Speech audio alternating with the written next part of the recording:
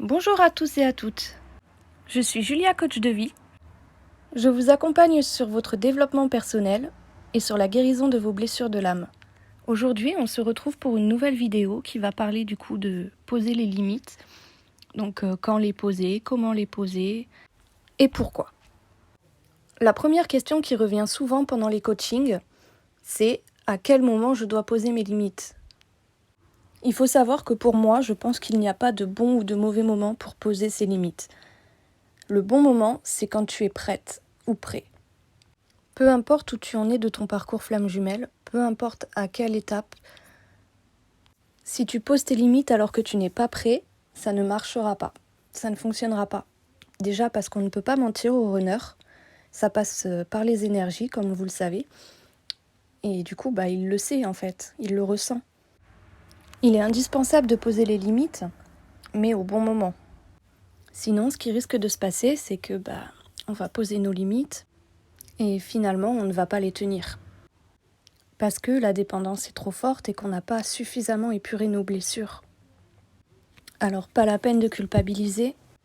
J'en suis moi-même passée par là et j'ai posé mes limites à plusieurs reprises sans jamais les tenir. Parce que je n'étais pas sûre de moi.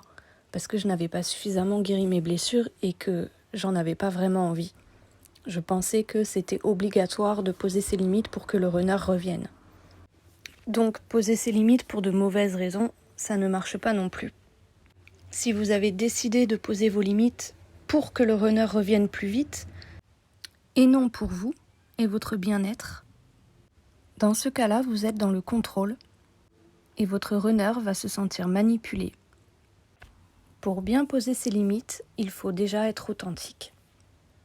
C'est-à-dire penser, faire et dire de la même manière. Quand on ressent que c'est le bon moment de poser ses limites, quand on est totalement au clair avec nous-mêmes, qu'on sait ce qu'on veut, et qu'on ne se contentera plus de miettes, alors on pose vraiment ses limites.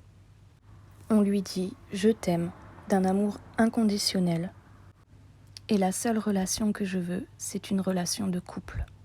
Je ne veux pas être ton ami, je ne veux pas être ta sex friend et je ne veux pas être ton plan cul. On ferme alors la porte aux allers-retours. On est alors en paix avec nous-mêmes. À ce moment-là, on n'a plus peur de perdre son autre. On n'est plus dans le sacrificiel ni dans la dépendance affective. On n'accepte plus les situations qui ne nous conviennent pas. S'il y a un silence radio à ce moment-là, on le vit bien.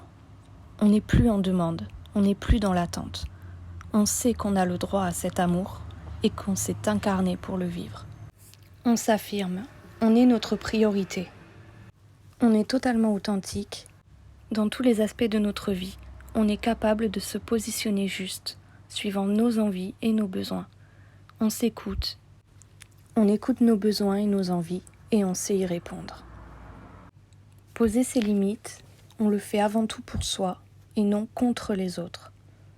Poser ses limites, ce n'est pas être méchant ou rejeter l'autre. Si vous êtes dans le rejet de votre autre, c'est qu'il y a encore des blessures à guérir. Pour ma part, j'ai réellement ressenti le besoin de poser mes limites après être rentrée en complétude. Alors inutile de vous précipiter à poser vos limites si vous ne vous sentez pas encore prêt. Et ne vous inquiétez pas, tout est juste et tout arrive au bon moment.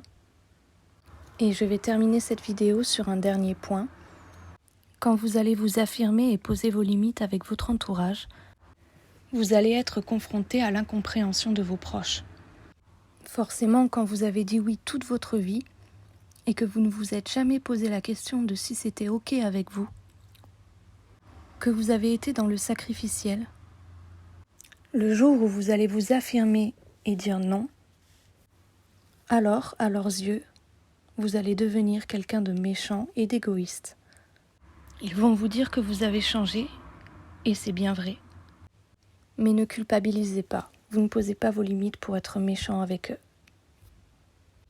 Vous le faites pour vous, parce que vous êtes devenu votre priorité, et vous faites enfin passer vos envies et vos besoins avant ceux des autres. Si vous avez besoin d'aide pour débloquer une situation ou pour réaliser un projet, ou si vous souhaitez un accompagnement dans votre parcours flamme jumelle, n'hésitez pas à prendre rendez-vous avec moi pour un coaching personnalisé. Vous trouverez mon lien dans la description de cette vidéo. Et je vous dis à bientôt pour une nouvelle vidéo.